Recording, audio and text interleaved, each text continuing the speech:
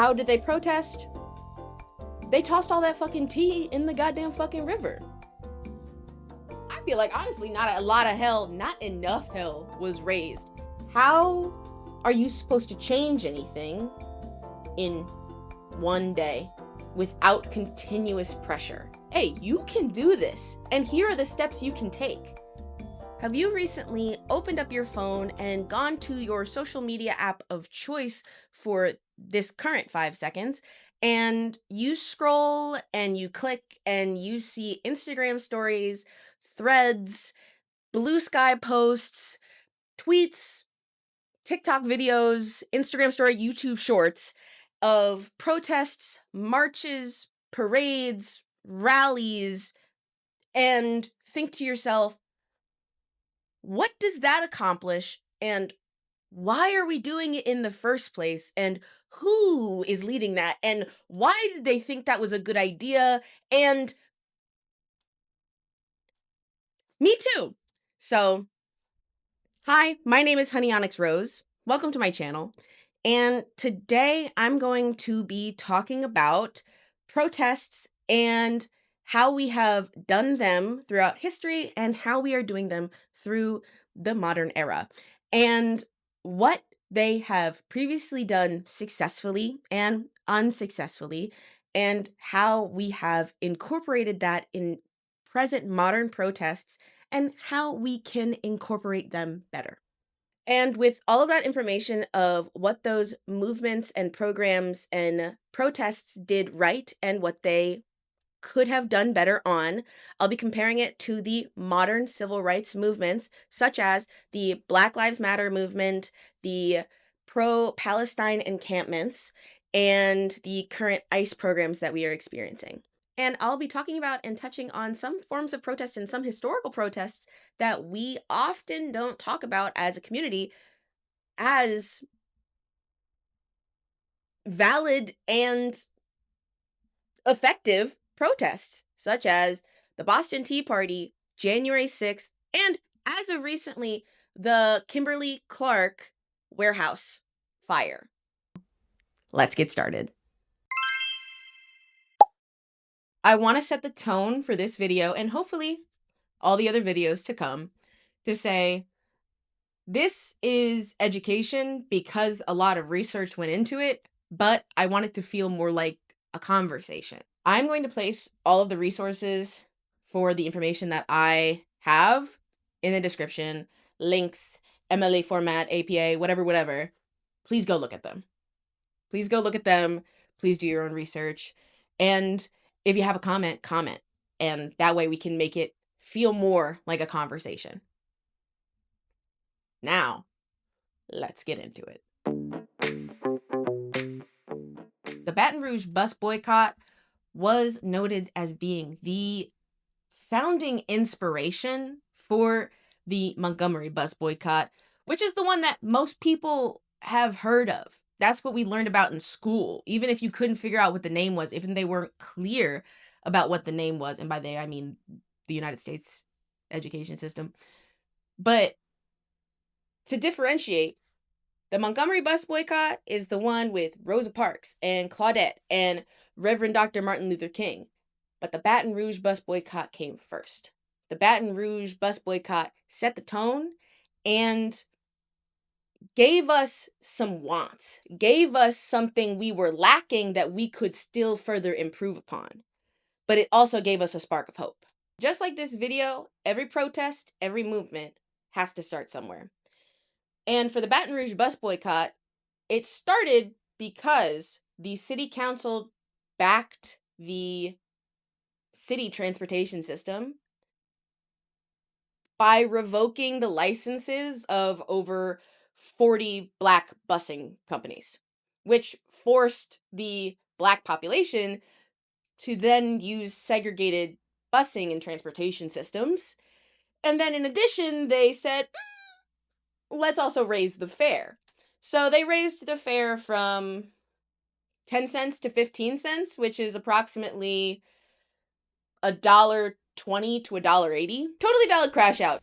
Listen, you don't got to talk to me about fare increases, okay? I'm from the suburbs outside of Philly. That's where I currently reside. That's where I've always resided. And when SEPTA decided to increase their fares, I feel like, honestly, not enough hell was raised. My partner has to take the regional rail into the city every single day for their job. And let's just say it takes a toll. There was a back and forth between the city council and Black community leaders and the busing union about who could ride where on the bus, and specifically if Black people could sit in white seats if there were no white people using them. And eventually it laid out that no, the Black people are not allowed to sit in the white seats. And that's where we see the Baton Rouge bus boycott really start to pop off. Community leaders pulled the community together almost overnight. They were broadcasting on radio stations about the boycott. They were going door to door. They were in the high schools and the churches. Because they knew where the community was, they knew how to rally the troops, so to say. And with the point of the boycott, they knew the power of their money. A lot of the critique for the Baton Rouge bus boycott is that it stopped before it really made an impact in the civil rights movement. The community leaders called off the boycott once they were able to secure a law with the city council that Black people could sit in white spaces, in white seats on the bus, if there were no white people using them and no white person could sit behind them on the bus. Some of the community members felt that that stopped too short, that they should have pushed for more, that they should have stopped all segregation. But this was really the first of its kind. And the community leaders said, hey, we had our goal and this was kind of unheard of. And we did that. And they were satisfied. That's not necessarily a what did they do unsuccessfully? Because what they did successfully was really show the power of the dollar, and especially when corporations show you that you have that power. That is the strength that they pulled into the Montgomery bus boycott only a few years later. The Montgomery bus boycott took the most important lesson from the Baton Rouge bus boycott and turned it up to a 12. If money is power, and you're telling us just how powerful it is, and you're telling us that you need it from us, we're not going to give it to you until you give us some respect.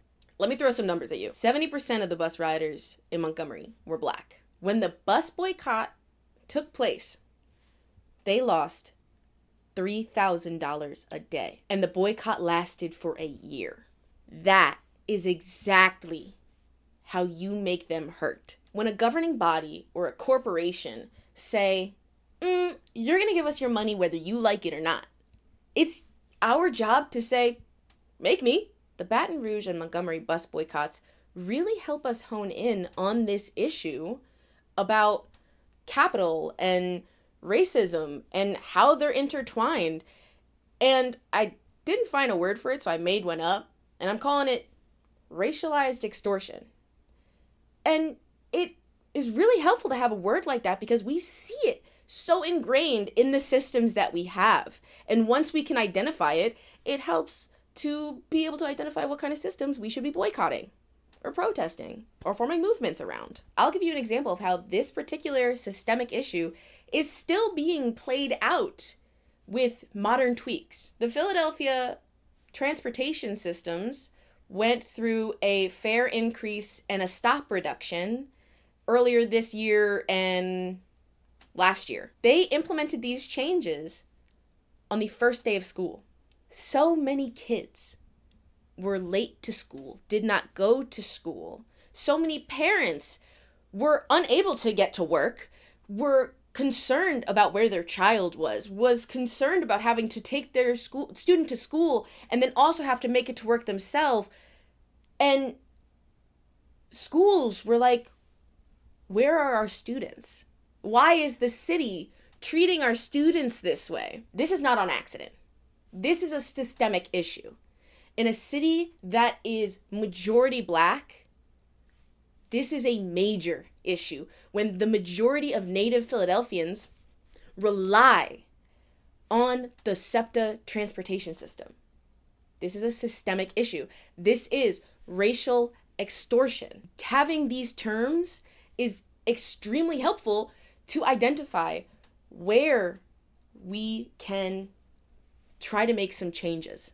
So all of the lessons that we get from the Montgomery bus boycott are truly positive ones that strike this hope into our chests that say, hey, you can do this, and here are the steps you can take. Don't let them play with your money, play with theirs. Have clear leadership.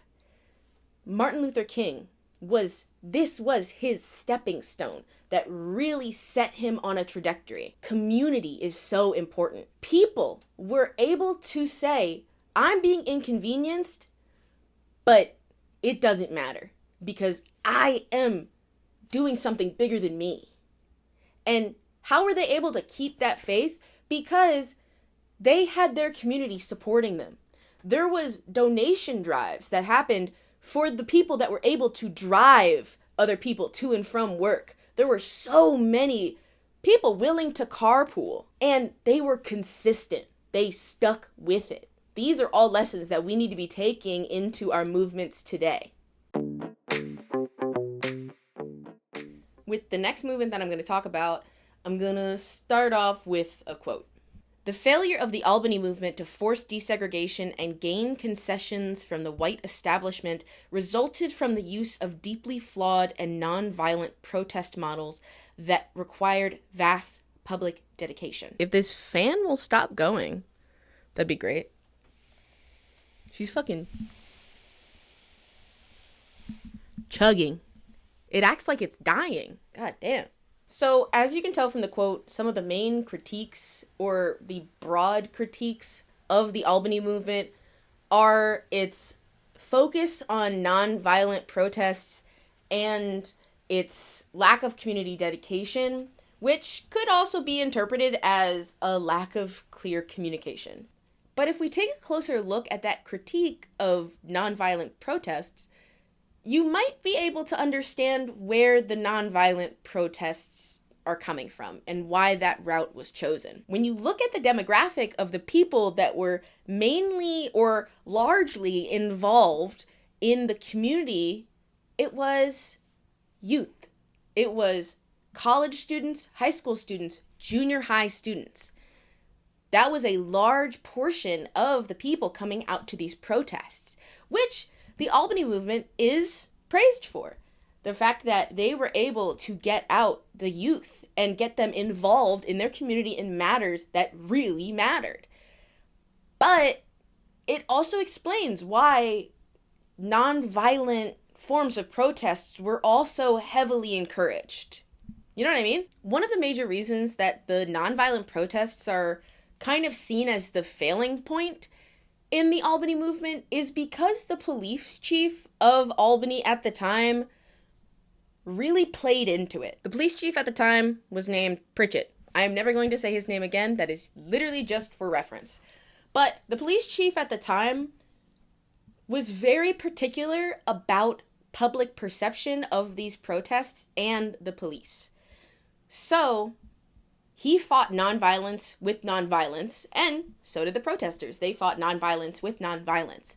The police stuck to detaining and arresting protesters. They did mass arrests, which didn't really do much in the eyes of the public because no one's being hurt. There's no big scene to play on the news. There's just quiet arrests. So it was a big standstill that was happening, and it really didn't get anywhere. The Albany movement is also looked at as one of the bigger failings for Reverend Dr. Martin Luther King during the Civil Rights Movement. There's a lot of reasons why. One being, he was put in or brought in as a leader to this movement that he did not organize. One of the other concerns from leadership at the time was that calling Martin Luther King in would tell the community or send a message to the community that they needed to be saved and that they could not save themselves. That closes our door on the civil rights movement in America. But before we head on over to the modern protests and movements that are being formed today, we're actually going to go back even further to the Boston Tea Party. I'm not going to spend too much time on the Boston Tea Party, and I am not going to spend too much time on the other controversial protests that I mentioned in the intro, because I am not interested in this point in history, and I am not interested personally in the subject matter and the people performing the protests. I am not interested in propping up colonizers in any way, shape, or form. I am not interested in propping up people that enslaved my ancestors and during this protest even used Native Americans as a scapegoat. Not interested at all. What this is, in me bringing it up, is acknowledging that the Boston Tea Party was an effective form of protest for what they were trying to accomplish. Also want to bring up the fact that there is a Philadelphia Tea Party. Huh? Did anyone know about that? There is a Philadelphia Tea Party that happened 9 days after the Boston Tea Party, where we would not let a ship dock with the tea, and we sent it back. That's like way cooler, okay? Fuck out my face. That's what I'm saying. So looking at the Boston Tea Party and the Philadelphia Tea Party as protests, we can ask the questions, what were they protesting? Why were they protesting it? And what were they doing that was effective as a form of protest? What were they protesting? The British had implemented a tax on imported tea, and also important to mention that that is government-controlled profit and trade, which is something that we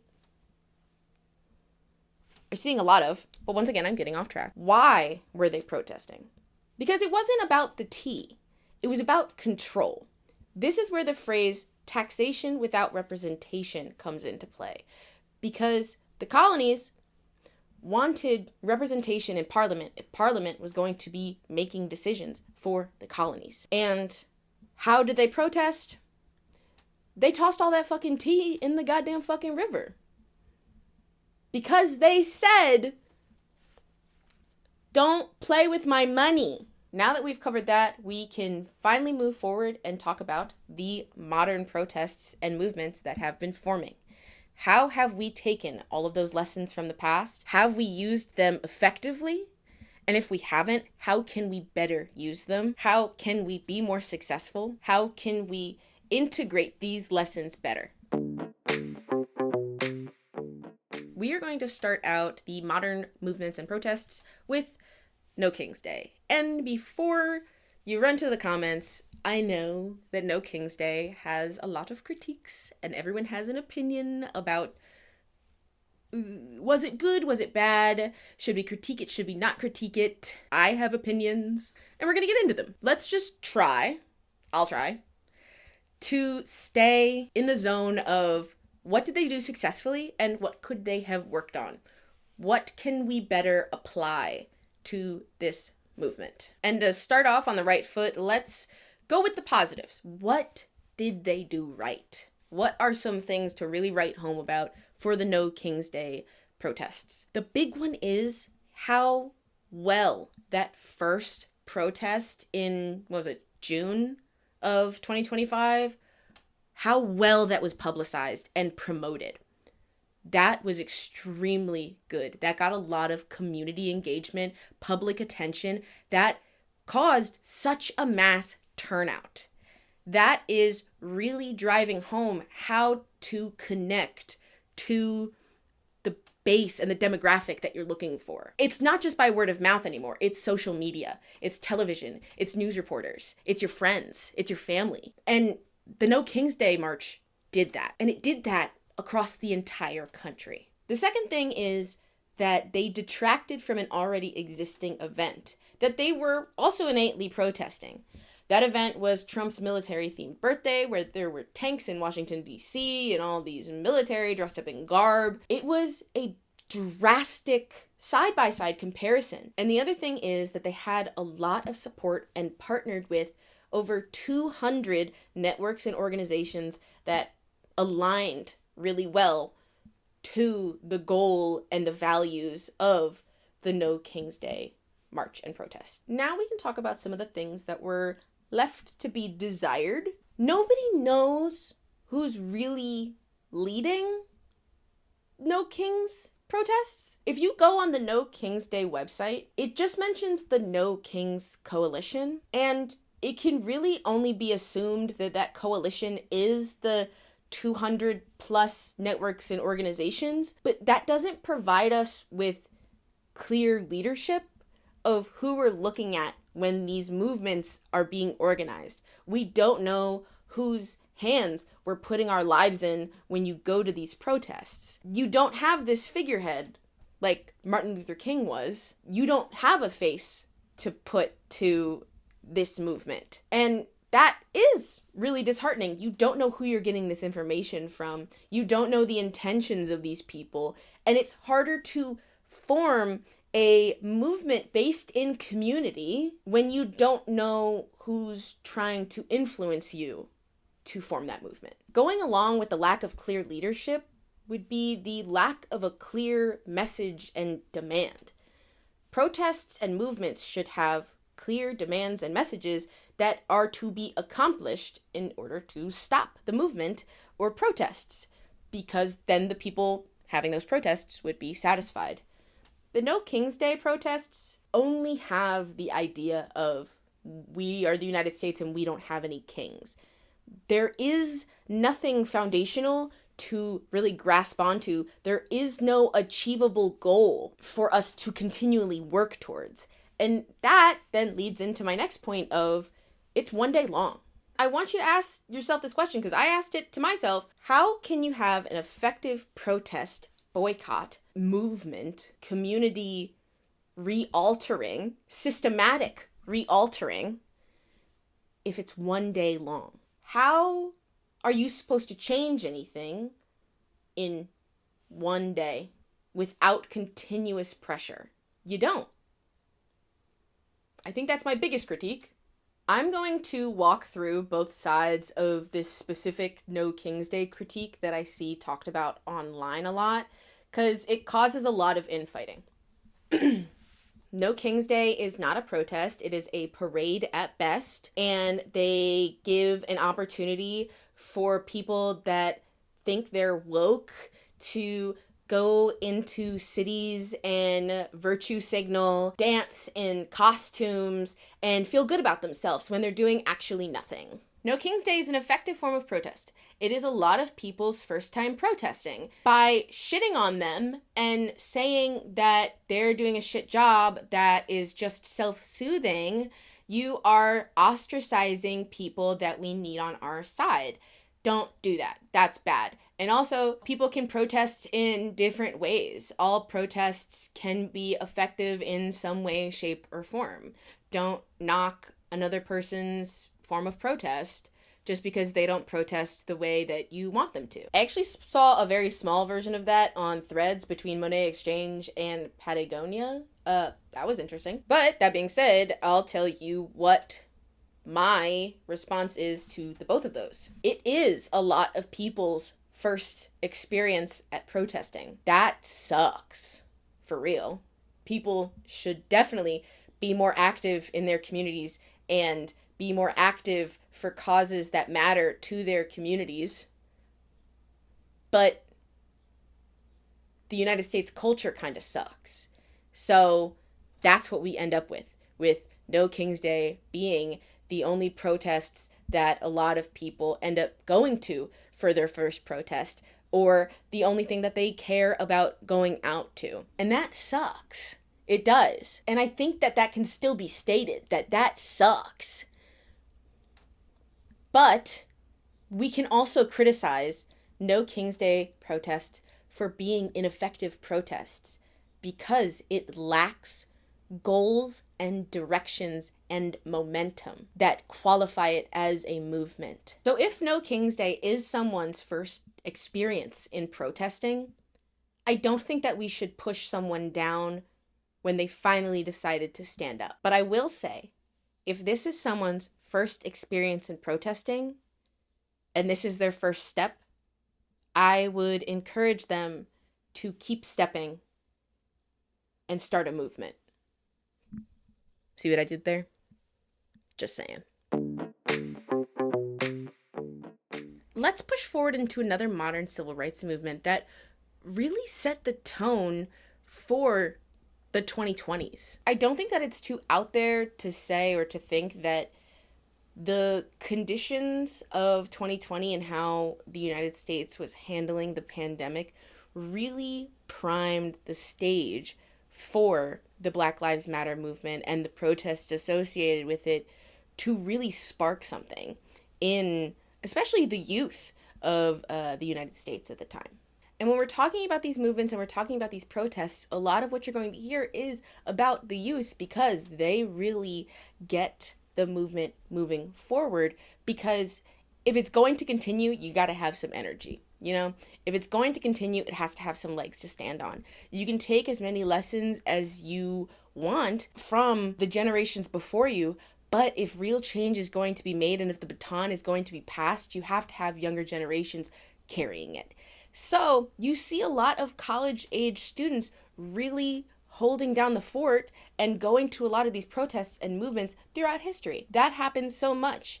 When you have the Greensboro sit-ins, those were college students. So when we see 2020 with the Black Lives Matter protests, and a lot of them were college students, it's not surprising. You have the pandemic hit, you have all of those college students now at home.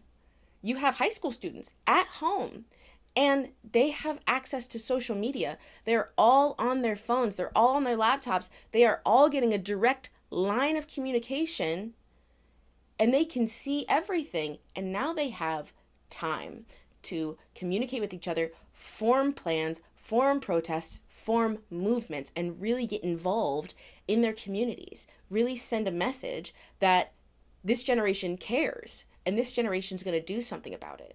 2020 really set the stage for how modern civil rights movements are going to be handled moving forward. Like I said, when talking about the No King's Day protests, the way to really spread information now is through social media. Prime example with the 2020 protests for the Black Lives Matter movement. Nobody could really be around each other. You couldn't really socialize all that much to spread information. You couldn't go to church like they did during the civil rights movement. You couldn't go to the community center.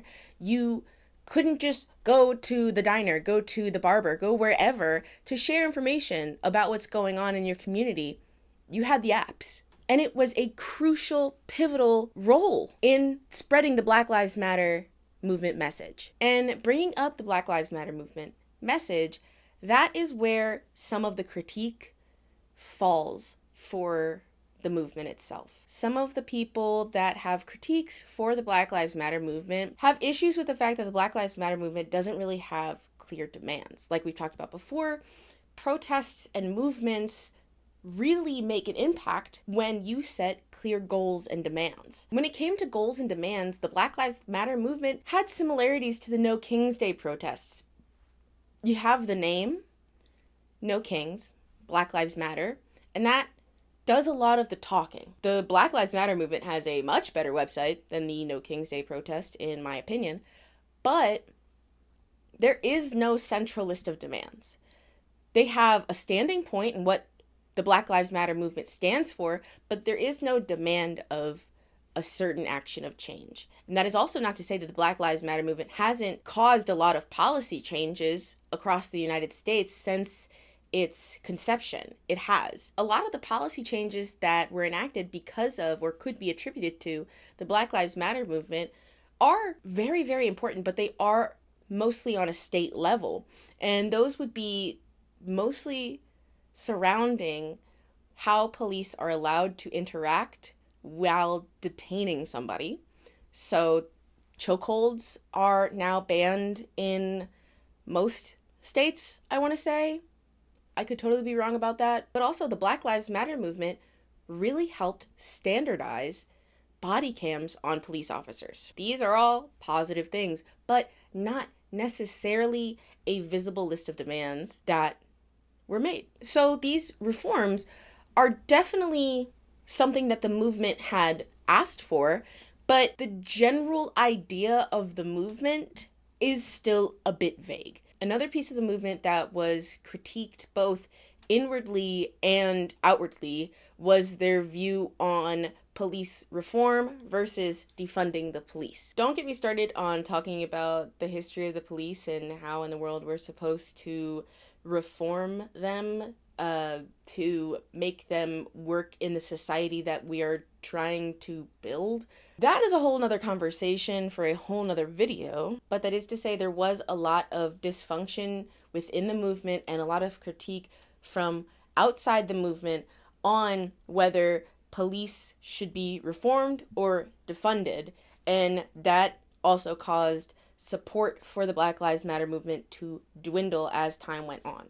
The last critique that I'm going to touch on for the Black Lives Matter movement is probably the one that I hear the most, and I feel like is probably one of the more complex ones, and that is in regards to protesters, rioting, and looting. And if you're wondering why did I just put air quotes there, it's because sometimes it truly is people instigating and creating bad publicity. There is plenty of videos out there of that exact thing happening. And this is why it gets complex, because if we go back to the Albany movement, you can see a similar tactic by police being used for the rioting and looting defense. The police chief during the Albany movement chose to fight nonviolence with nonviolence.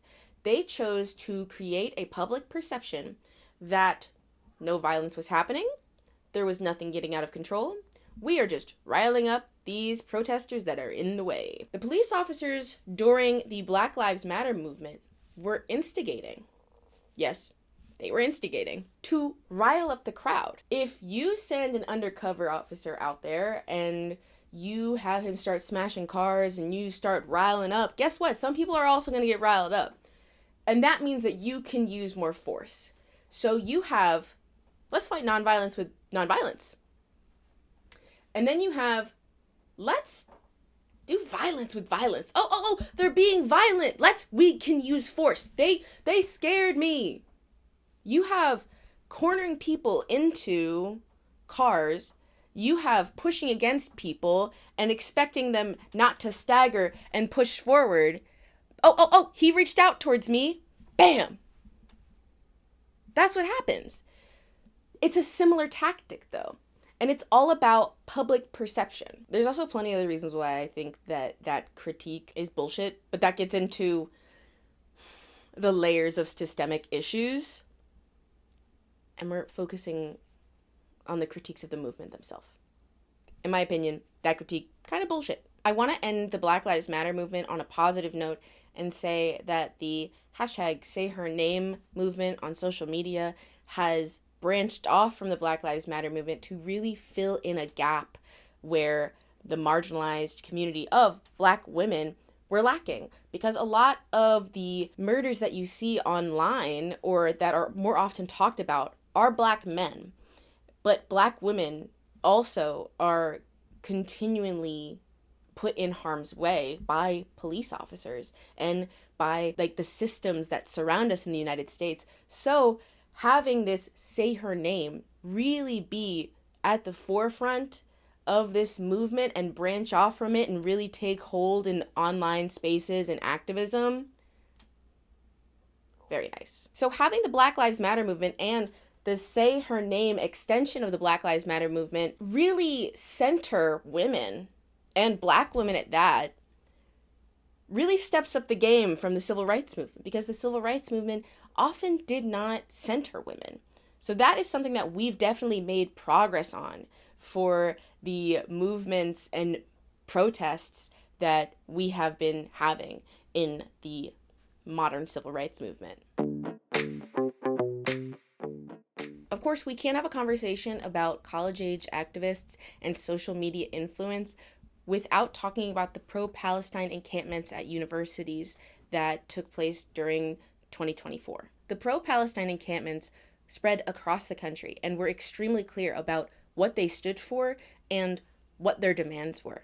The students that attended these universities that the encampments were at said, we want these universities to disclose their investments, divest from Israeli companies that fuel the government and the ongoing genocide in Gaza, want the university to acknowledge that they do not support the genocide in Gaza in a public statement. And a lot of those things the universities would not do. Most of the critiques that you can find in relation to pro-Palestine encampments are really about the ways that the universities had handled it and that the federal government had handled it, because they labeled these college students as terrorists and radicals and extremists. They were saying that these college students were being extremely violent and destroying property and assaulting police officers and campus officers. And don't get me wrong, there are reports of officers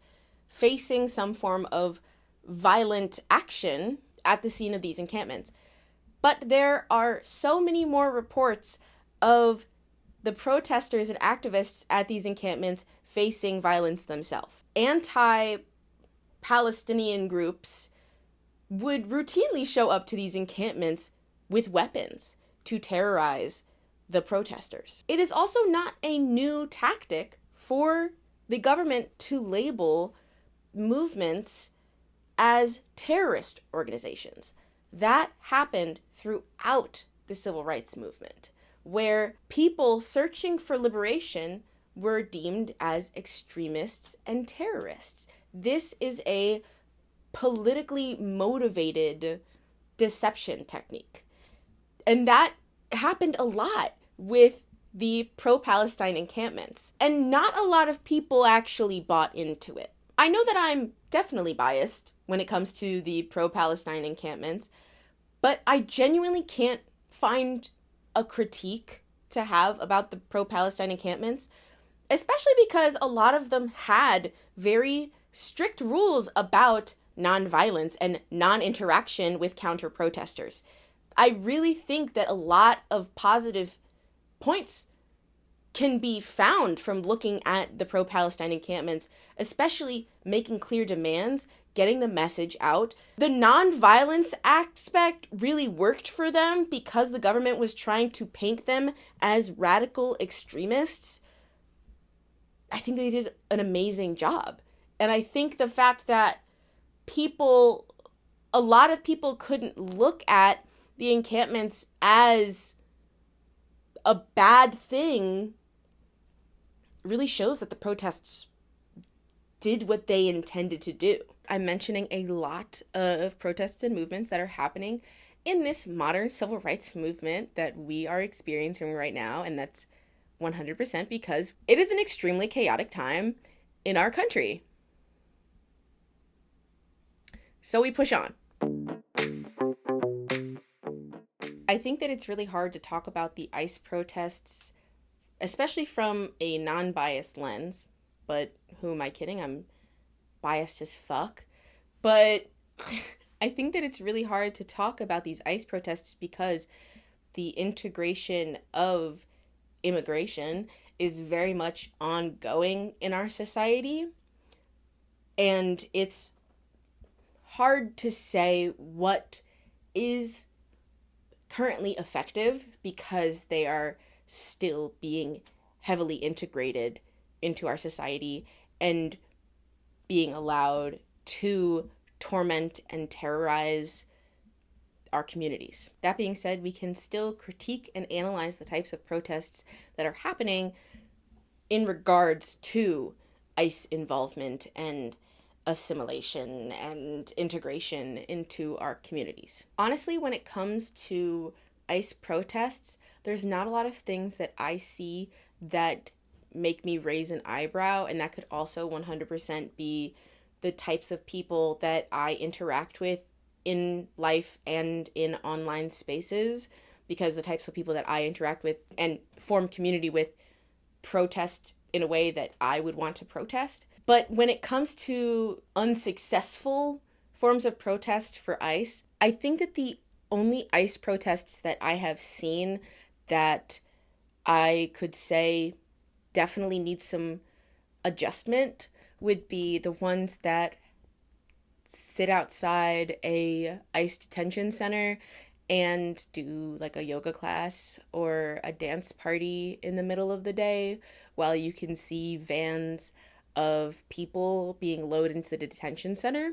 And to give that the most devil's advocate critique I could possibly muster, even if the idea is we are drawing attention to where this facility is and we are possibly, maybe inconveniencing the ICE agents, you're not. You may be drawing attention, but not in an effective way, and you are definitely not inconveniencing them enough. Those would probably be the only ICE protests that I have seen that I would deem as ineffective and could definitely use some work. And once again, because of the constant and prolific integration of immigration officers into our communities, it's really hard to say what is effective as a form of protest, but the protests that have definitely done the best in hindering their ability to do their job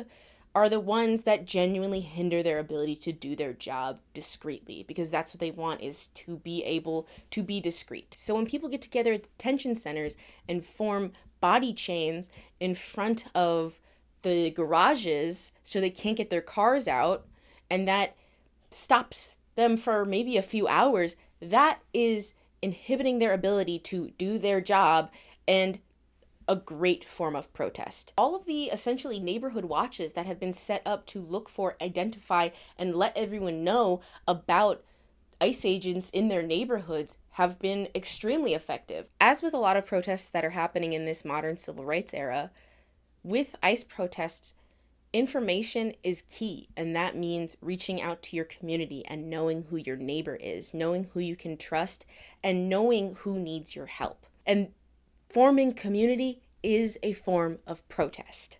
And I want to say that again because I think it's extremely important. Forming a community that cares for what is affecting the community is an extremely effective form of protest. This idea of individualization is hindering our ability to protest effectively.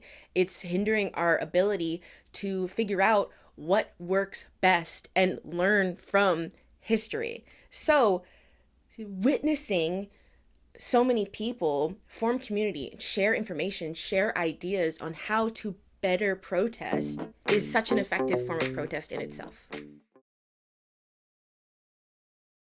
Just as I talked about how the Boston Tea Party was a form of protest, I'm also going to talk about how January 6th was a form of protest. First and foremost, the events of January 6th happened because Donald Trump instigated the event by posting and saying that he was going to have a rally at the Capitol and that they should make it wild. This happened months in advance as a response to losing the election to Joe Biden. So like any protest, there you have your start of what you are fighting against. Then you have the planning. For the months between the election night and January 6th, you have white supremacist groups planning how they're going to encourage Trump supporters to riot at the Capitol. And they did have goals that they were trying to achieve.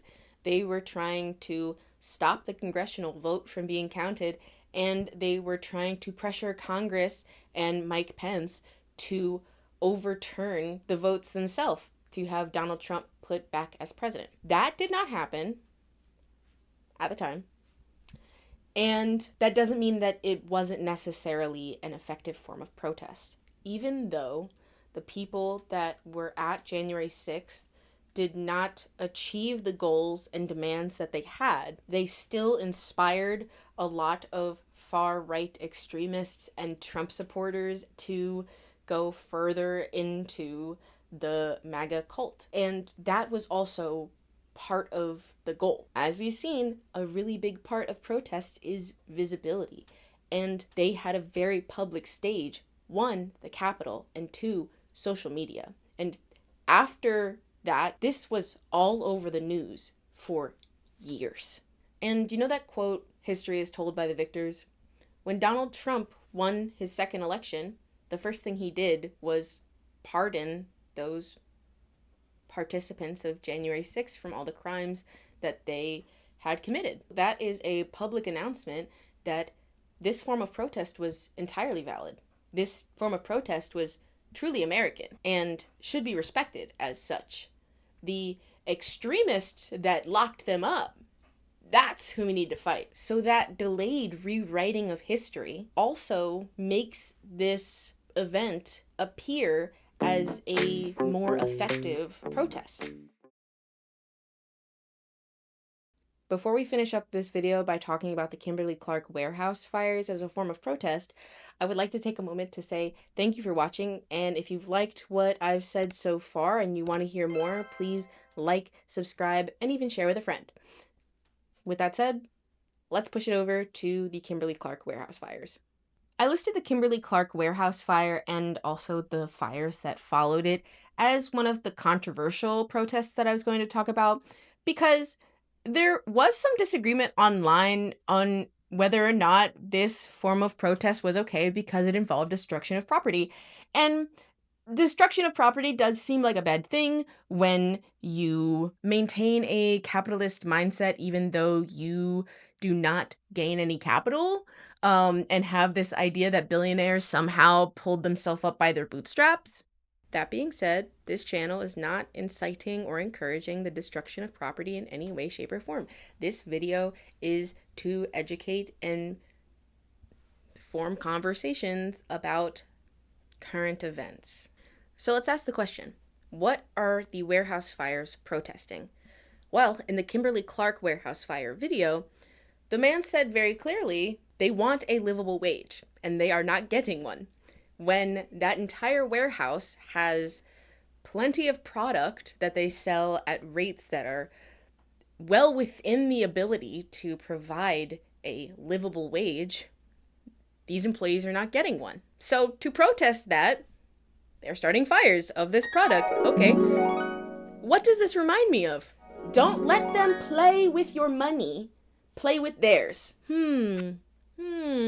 And once again, I don't really have any notes of how this form of protest could have been improved, and that might just be my short sight. If you have any differing ideas, please put them in the comments. But I am going to say what I think this protest did effectively, which is they took a video that was then able to be shared with the public on news stations, social media, wherever it may be, and that got a lot of attention. That's amazing for a protest. They told the viewers exactly what they were protesting and showed them how. Very effective. It gets your demands right out there. It gets your goals right out there and shows the action that you yourself are taking. It also incentivizes the viewers and the people seeing this protest to learn more about the issues that are affecting the communities around them that they may also be a part of, and think, oh, maybe I should